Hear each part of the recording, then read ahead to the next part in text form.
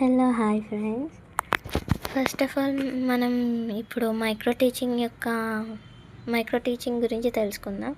First of all micro teaching అంటే ఏంటి, అసలు దీని యొక్క చరిత్ర ఏంటి, అండ్ యొక్క డెఫినేషన్స్ ఏంటి, నిర్వచనాలు అనమాట. దీని యొక్క ఎయిమ్స్ ఏంటి అంటే లక్ష్యాలు అనేవి ఏంటి అనేది మనం తెలుసుకుందాం. First of all micro teaching అనేది ఇంగ్లీష్లో అంటారనమాట. ఈ మైక్రో టీచింగ్ని సూక్ష్మ బోధన అని కూడా అంటారు.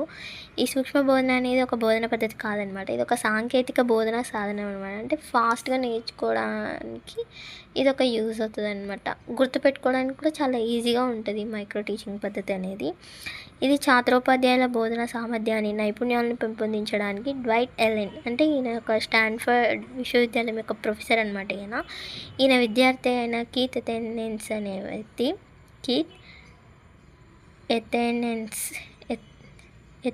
అనే వ్యక్తి ఈయన పరిశీలన ఆధారంగా రూపొందించి 1963లో సూక్ష్మ బోధన అనే పేరు పెట్టారనమాట. ఇదేంటంటే మీకు ఉపాధ్యాయుల యొక్క సామర్థ్యాన్ని, నైపుణ్యాన్ని పెంపొందించడానికి ఈ మైక్రో టీచింగ్ అనేది యూజ్ అవుతుంది. దీన్ని అమెరికా సంయుక్త రాష్ట్రాలు, బ్రిటన్, నెదర్లాండ్స్ అనేక దేశాల్లో కూడా వీటిని ప్రవేశపెట్టారు.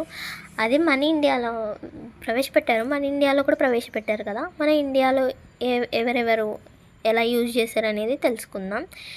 మా ఇండియాలో దీని యొక్క హిస్టరీ ఏంటంటే ఫస్ట్ ఆఫ్ ఆల్ ఇండియాలో 1967లో డిడి తివారీ తెలుసు కదా మీకు అందరికీ. ఈయన ప్రభుత్వోపాధ్యాయ కళాశాలలో అహ్మదాబాద్లో దీన్ని ప్రారంభించారనమాట.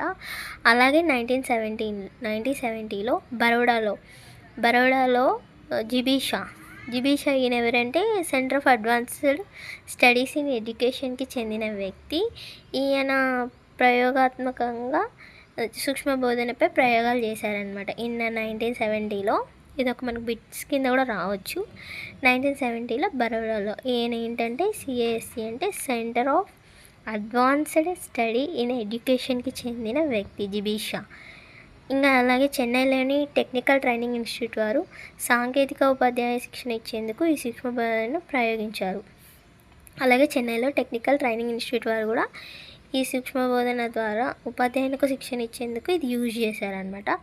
అండ్ అలాగే 1974లో ఫస్ట్ ఆఫ్ ఆల్ దీన్ని నేమ్ పెట్టింది 1963లో, అండ్ 1967లో డిడి తివారీ దీన్ని స్టార్ట్ చేశారు. అండ్ 97లో జిబీషా ప్రయోగాలు చేశారు. తర్వాత 1974లో డాక్టర్ ఎన్ఎల్ డోసాస్ ఏం చేశారంటే చండీగఢ్ అనమాట. ఈయన సాంకేతిక ఉపాధ్యాయ బోధనా కళాశాలలో సూక్ష్మ బోధనను ఒక సాధనంగా ప్రయోగించారు.